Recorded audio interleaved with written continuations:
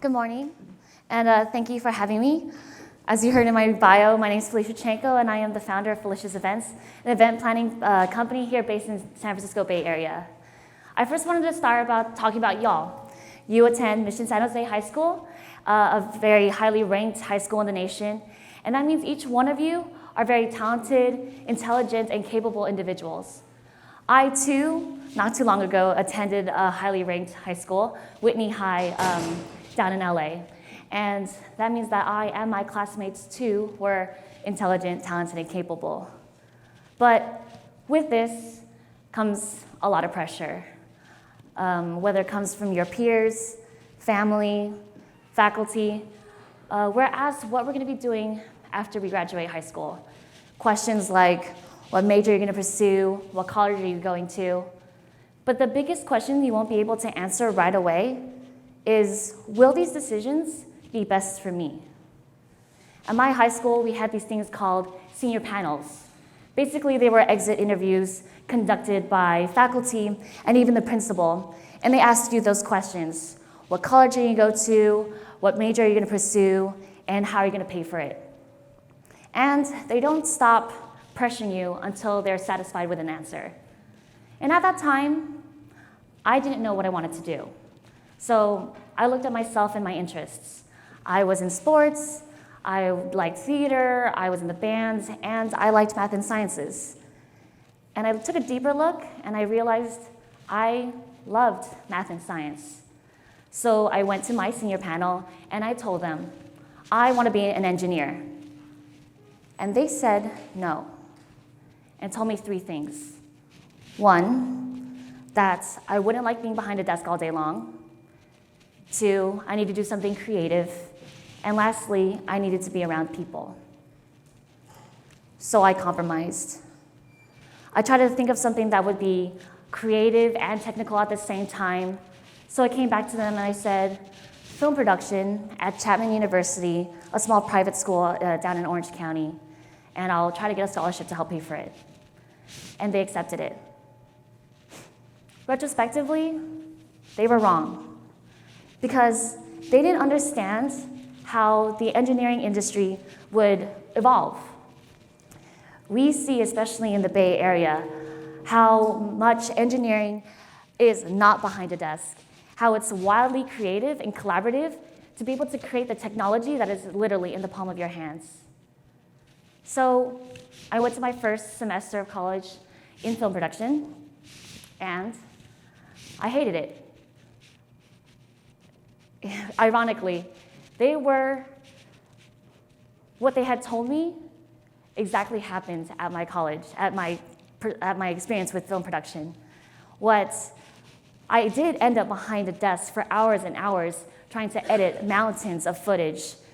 What was supposed to be creative was actually met with criteria and projects and stunted my creativity process. And lastly, instead of feeling collaborative, there was an energy of competitiveness and putting other people down so they can get ahead. So that's when I learned that you should never compromise for things that you're passionate about, because the person that knows you best is you. And I still wonder what would have happened had I pursued engineering.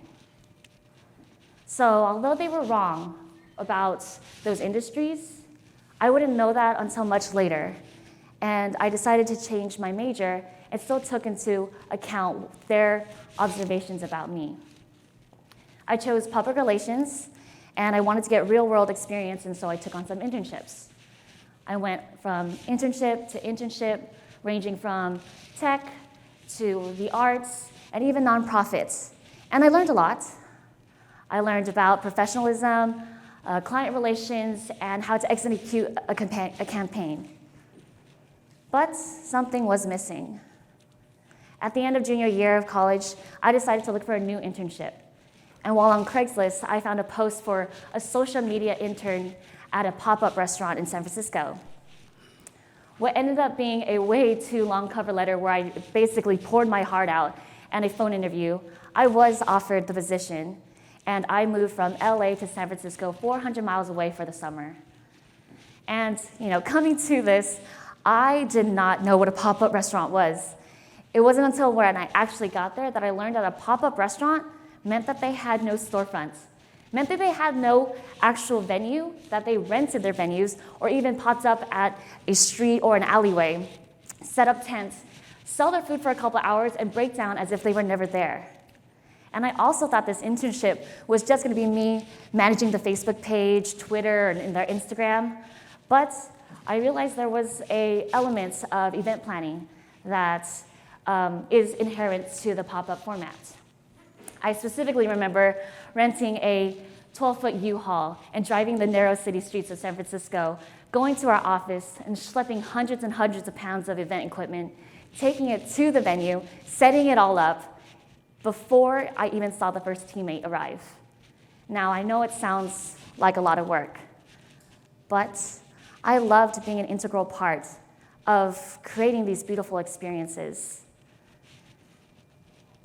Watching the customers eat our food in these unique experiences that we created showed me the value of every ounce of work and effort that we put in and that I put in.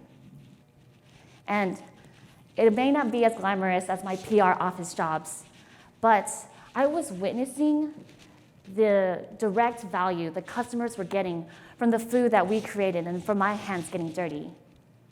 And so although I'm not saying to literally get your hands dirty, but that's when I learned not only my passion for events, but more importantly, the necessity of work ethic and the need for it to make your passions a reality. And I was rewarded for it. I was offered a job after I graduated, and I worked with them for a year. What started off as an event manager role changed to a catering role. And what I was initially attracted to, watching the customers enjoying our food and these beautiful experiences that we created, no longer was there. I ended up becoming a glorified delivery driver. I would simply pick up the food, take it to the office, drop it off, maybe interact with the office manager, and leave. I wasn't witnessing the customer enjoying our food and the experience that they were getting from it. So although the work ethic was there, the passion no longer was, and I ended up hating my job. I specifically remember the last 2 months of that job coming home upset and nearly down to tears. But like any heartbroken girl, I turned to Facebook. Between the cat videos and the updates from distant relatives, I found a post from a friend who was looking for an event coordinator for her tech company.